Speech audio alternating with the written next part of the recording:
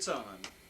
Well, it's on, and It's that on. means it's time to talk. Time to talk. I was just going to ask John whether the microphone on the camera is going to pick up voice adequately, and I feel sure it is, Yeah, I think probably it is. although it hasn't been used for a long time.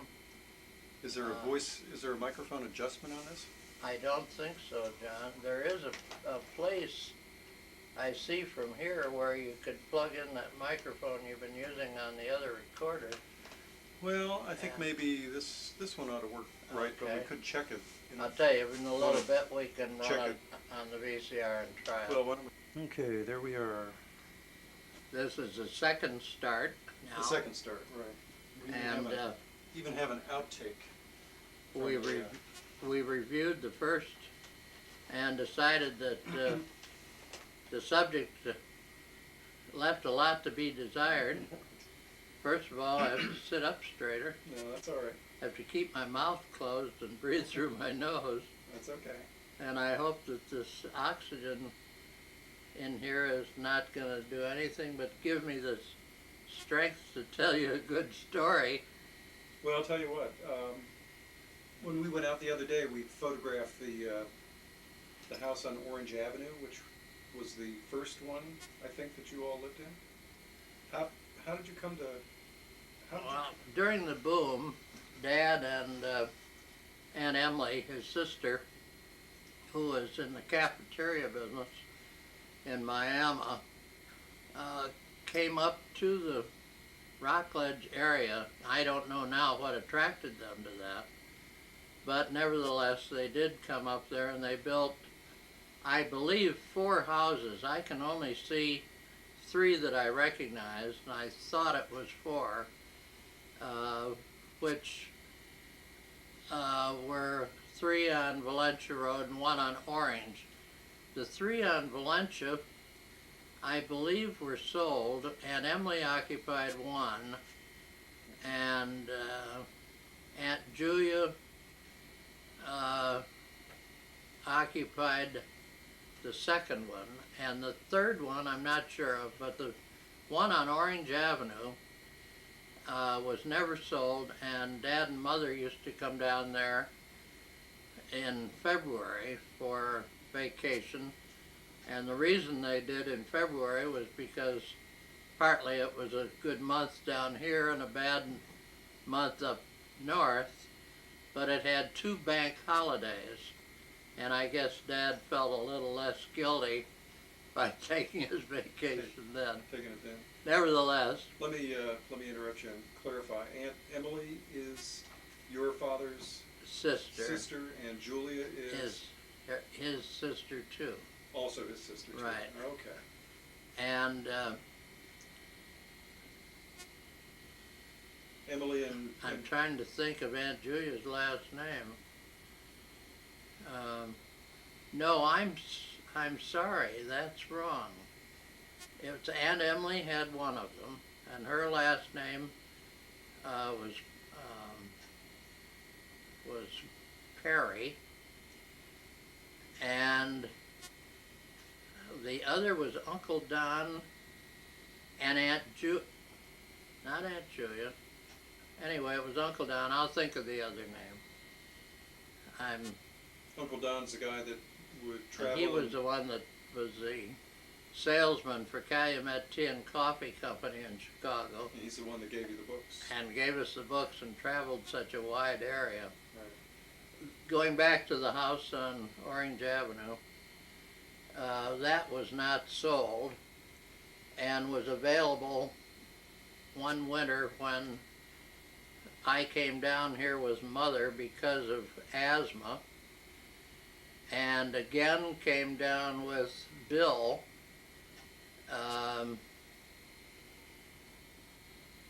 who spent a winter with me, again because of asthma, and it was fortunate that it was here for those reasons. Then again it became very important because when the banks closed and the business, the little business that Dad went into following the banks, did not prove satisfactory, it was determined that the best thing to do was to come to Florida, and we moved into that little house on Orange Avenue, which John has in an earlier part of this tape. How many people moved in Well, I'm trying to think. There was Mother and Dad, to? and Bill and I think Dorothy was here then. So you had 5 people. Was this a 3-bedroom? It was a 2-bedroom, A 2-bedroom? or was it was I guess a 3-bedroom. I guess it was a 3-bedroom. I Right.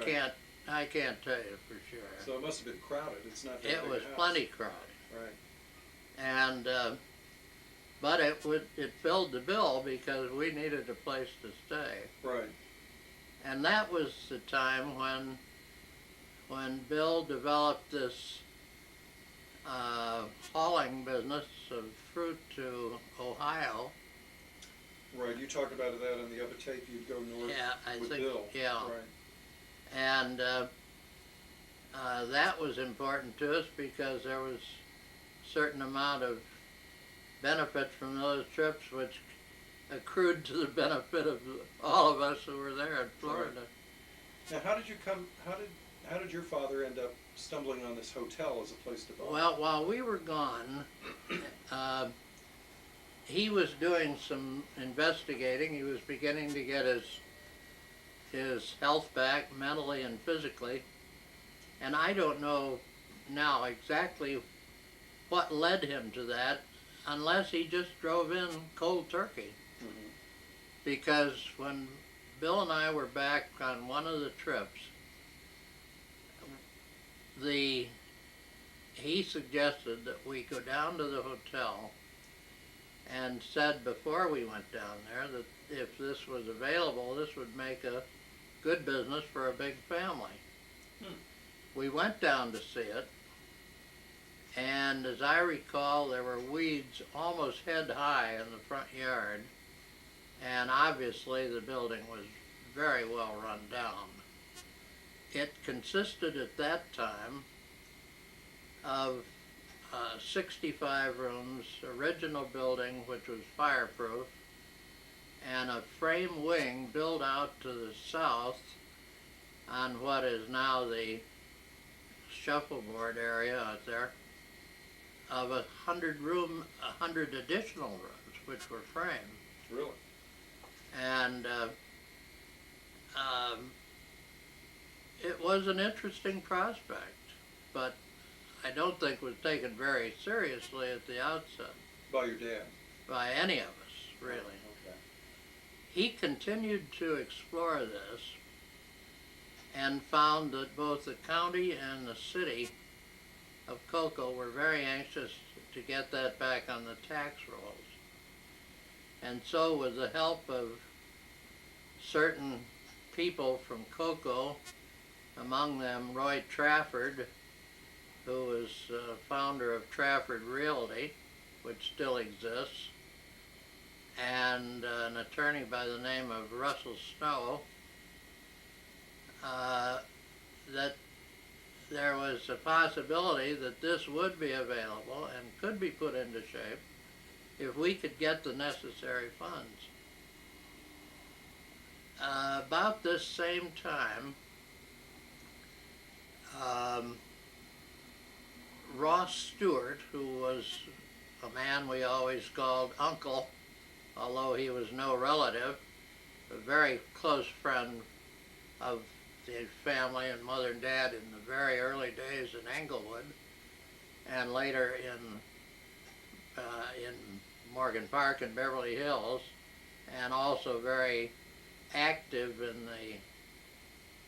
in the Morgan Park Baptist Church, and was a builder of considerable note. He worked for a large Chicago company and was their expert on interior design and interior construction. And he had done the work on several very prominent buildings, the Book Cadillac in Detroit, the Chicago, not the Merchandise Mart, the Furniture Mart, I think, but others of that nature. And he came down to Florida because there was very, very little building going on in those days. This was now 1934 rather.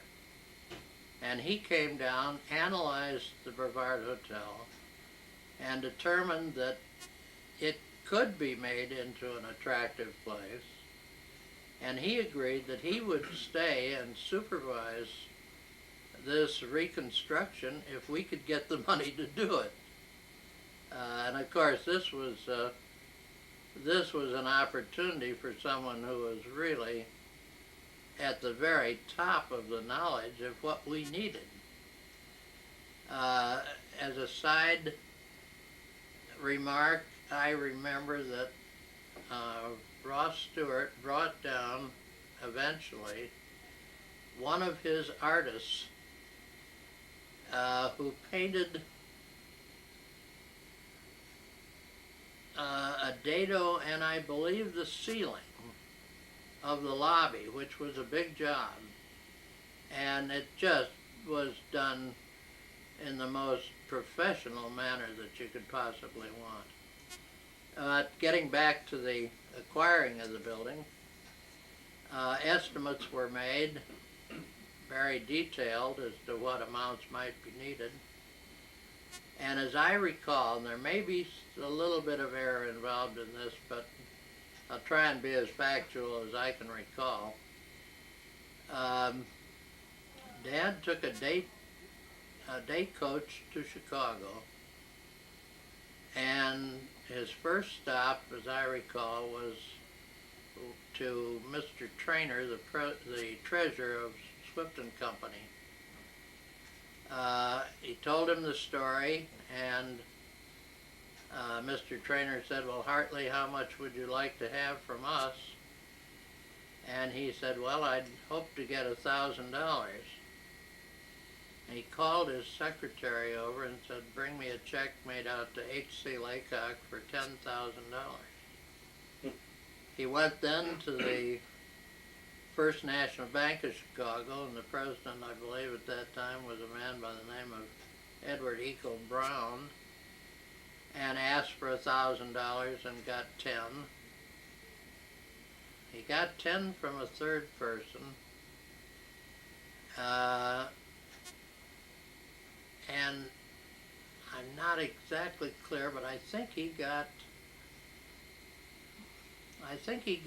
another 5 from someone. And in any event, in a day and a half, was on his way back to Florida with $35,000 worth of certified checks in his pocket, which was almost an unheard of accomplishment in those days. It was enough to buy the hotel and do the biggest part of the rehabilitation. Of course, these were 1934 prices, which are not the prices today. Right. And now this was 1934 when all this was happening? Right. Okay. Maybe the last of 33, but also mostly 34. 1934. And the hotel was purchased on the steps of the courthouse in Titusville on a very, very reasonable basis. Do you know who had owned the hotel before? The hotel had been owned by, I'm not really sure. It was a company, and as I recall, that company had issued approximately $250,000 worth of bonds on it, and no one, as I recall, no one even knew where the bondholder list was. Really? Of course, this was 7 or 8 years after they originally just closed. So, in other words, they went belly up and shut down the Yeah, hotel? that's right. Yeah. So how long did it take to go from getting the money together to starting construction? Well, very quickly. Very quickly. Yeah, we were underway very quickly. And you tore down that frame The wing? frame wing was torn down and sold for $1,000 salvage. And as I recall, we had chutes out of some of the second story windows, maybe some of the first two, because due to all the leakage from the roof, there was water clear through to the basement from the roof. There was a tremendous amount of plaster damage, and all that had to be torn out and replaced, which That we was in did. the existing fireproofing? In the existing fireproof building. So you had to basically gut the fireproof section Well, as well? I don't know the total amount of gutting that it took, but an awful lot of it. Right. And it was replastered, and that's when the reconstruction started with painting and Now, did you help with the reconstruction, or was that all done by contractors? it was all done by contractors. Right. We went to, I think, one of the big furniture centers in North Carolina and purchased their sufficient hotel type furniture, and it was very nice, plus the lobby stuff, to furnish, I think, 35 rooms out of the 65. That being the point at which the funds ran out, I guess. Right.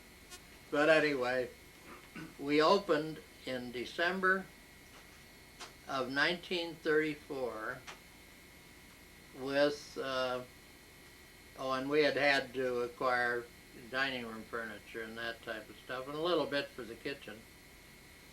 We opened it in 1934 in December, and none of us knew anything about our own department, so we were well advised not to venture into the other fellow's department, and that made a pretty good working arrangement. The first chef we had, as I mentioned before, Aunt Emily had this cafeteria in Miami, and she had a chef there by the name of Harold McKinney. After the cafeteria closed, Aunt Emily went to Chautauqua, New York, where she purchased property, and if I recall correctly, it was called the Weir Inn, W-E-I-R-N, which was rooms and a dining room, and Harold was her chef up there. He came to us, and Aunt Emily assisted in the kitchen for the first part of the first winter that we were open. And along with Mother's help and what little that I was able to do, both in the kitchen and the dining room. Now, you were what age at this point? 17, 18? Well, let's see. It was 34. I was 19. 19, okay. The rooms were well received. They were comfortable. The food was excellent. We were able to get together a very good dining room crew. And I think probably knowing little or nothing about the hotel business, we were able to provide a place that we would like to stay in, and it kind of was built from that. And I suppose that's not too bad a way to go. The response was excellent, and a good many people who came to us in those early days continued to come year in and year out.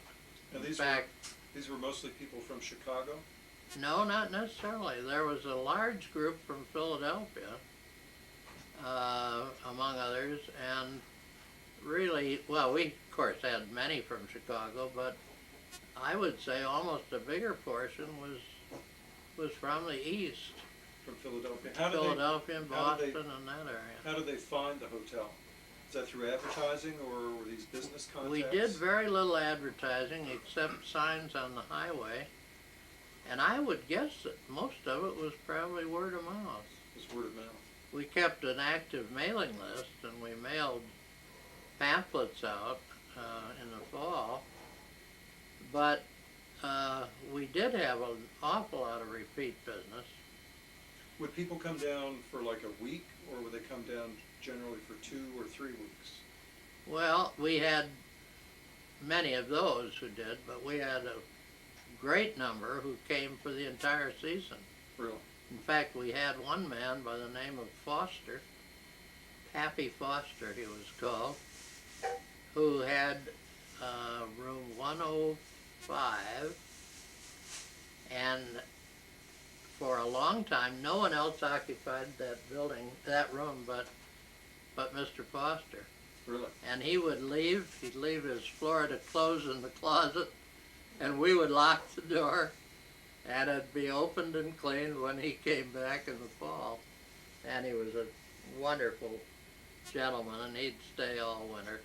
But he was not the only one. We had so many that were there just as long as we would keep them, practically. So most of the business then was winter business.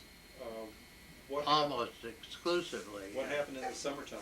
The first few years we closed in the summer, and we'd use that time to prepare for the next winter. Bill and I would get firewood in for the furnaces and the fireplaces. We would paint, we made signs, we worked on the kitchen, we did all manner of stuff in the way of really under the heading of maintenance. So you had wood-fired furnaces? In the beginning we had the old furnace, which was wood-fired, then was installed in the original building, and it was still there. Right. It was a steam system, Right. and over approximately where this Courtney Springs Village is sitting, there was a sawmill which was owned by the Fortenberrys, and they made lumber out of this local pine, and to do that they cut the slabs off of the trees, and those were available for the taking. And during the summer, Bill and I would go over with a truck or a trailer and load it full of that slab wood at Fortenberry's mill, and haul it back and stack it in the basement, and we had some amount of that lumber in there. It was something. I bet you did. Well, we'd get a cold spell, and Bill and I would take turns getting up at about 4 in the morning, go down to the basement and start that. Hang on just a second. Okay, we were talking about hauling slab wood over from the mill here. I want to just finish up with that quickly, and then talk a little bit about Grandma Laycock. The only thing more about the furnace was that we would take turns getting up about 4 o'clock in the morning, and we'd build a fire in that furnace and bring over wheelbarrow loads of those slabs, which now are very, very dry. And you'd keep throwing those in there and have a roaring fire that burned up just about as quickly as you could get another wheelbarrow load over.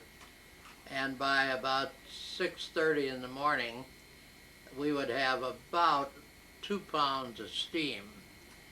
And that was enough to circulate around the building and you'd hear these old radiators go clunk, clunk, clunk, and you'd have to take a key and get the air out of them, and it was a real project when we had heat. So you'd have to run up all over the building? Well, when you could get into rooms and do it. Right. Until, thank goodness, we got the most beautiful oil-fired boiler for hot water and for steam, and life was again a little more pleasant. Yeah. But now to get to Grandma. What was Grandma's role in the She hotel operation? She really was the original power behind the throne in the kitchen. She was basically a wonderful cook in her own right. And many of the things that were served in the dining room that were so well received were old-time recipes of hers. Really? We had people who just absolutely swooned over her rice pudding and bread pudding and things that the average hotel doesn't serve. Right. And I think it was many of the touches that she contributed which probably made the dining room as attractive as it was from a menu standpoint. Now, we served very good food. Now, when you all were living up in Chicago, she didn't work. Oh no. She was a housewife. Oh no, she was a housewife. So her role, in effect, changed when Grandpa took over the hotel. It changed dramatically. Right. Did she seem to like Yes, she did. being a working woman? Or what? She did. And of course, we tried to keep her from having to do too much, but she worked with Harold to plan the menus, and she just was a great influence in the food end of the business. Now, I associate her, I think I have memories of her at the cottage. Was the cottage already up? The cottage was there, and that's where Mother and Dad lived. They converted that to their home? That was their residence. Right, okay. And did you all live there, you and Bill also, or? no, Bill and I lived in the hotel. In the hotel? Right. Okay. And of course, we all took our meals there. Right. So how long was Grandma sort of the head honcho in the kitchen? Well, she was, up until, she was active in it for a great many years, really. Mm-hmm. After I left, I worked in that department too, but after I left, Bill worked with her, and we had good cooks, and eventually, I guess, she just kind of retired and wasn't terribly active in it. I recall one interesting story about her. We never did operate a bar or serve liquor because of Dad's great objection to it, but we did in the summer and in the other parts of the year, if we could, would put on receptions, wedding receptions and things of that type. And if it required or the people wanted a punch, they brought in their own liquor supply and we would make the punch. But we didn't have any license to sell it. And one time it was the summertime as I recall, and there was a punch with liquor in it being served at this reception, and Bill and I, for some reason, went back out to the kitchen from the table, buffet table, to get some additional supplies, and there was Mother sitting on a tall stool in the kitchen, in the bakery, which was more or less hidden from other parts of the kitchen. And in front of her, she had a big glass of this punch. And we chided her on it, and she said, I didn't say I didn't like it, I said I didn't approve of it. So That's really good. she was a really a wonderful person. I think we were fortunate to have her as a mother. And it's a shame you all didn't get to know her better. Did she end up sort of having a role in the local community beyond the hotel? She was the choir director of the Baptist church for as long as I can remember. And Dad, of course, was very active. Maybe Sunday school superintendent, I don't know. But they were very active. Mother played the piano, and she also sang. And she was just a real great person. Now, does she sort of act as the hostess for the hotel also? Really not. Really not? She was gracious to people, of course, Right. but she really was not officially the hostess. Okay.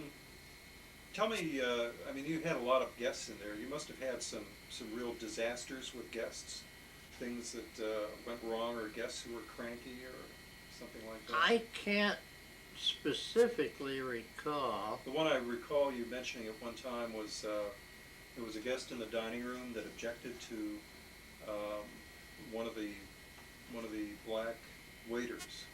I think that was up in Michigan, up at Harbor Springs. Harbor Springs? Yeah, or Do you remember that story? I don't recall. I recall the man, and I recall what his job was. He was I think, treasurer of the Cincinnati Railroad or something. He lived in Cincinnati, and he was connected with some transportation up there.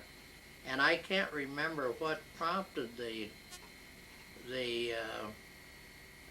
this argument that developed, but it was very, very extremely slight as far as what should cause arguments. And I think he hit one of the waiters, who was really not at fault in this. As I recall, he hit him. He didn't hurt him. And we went into the dining room and asked him to step out to the desk. He did come up, and we told him we wanted him out of the hotel within an hour, and he vacated. Really? Yeah. Good heavens. That was from up in That's probably Roaring Brook, right. which was between Harbor Springs and Petoskey. So what was your role in the hotel operation, generally? Well, my role was, of course, short-lived because I left in 1940, what, Connie, 42? 41? What was your Left the hotel. Who? You- Me. We were married in 41, if I recall, and we left. I 40. think we had a year there. Yeah. So. We left in 42 or 3. Yeah. And, but the entire time I was in the dining room Right. and kitchen. Worked in the dining room kitchen. What did Bill do? Bill was the chief bookkeeper. He ran the office end and did it very efficiently, and was really kind of the business head of the operation, even more so than Dad. But, and he did a wonderful job. Did any of the other kids work in the? Dorothy was there for a little while, and Right. I've forgotten what she did. She was there just briefly, and then she went up to live with Helen, who was living in Chicago and not married. Right. And Dorothy went to work, I believe, for one of the banks in the Beverly Hills, Morgan Park area. Okay. John, that's about, well, I'm going to turn this off back to, Whoops. ready? Yep.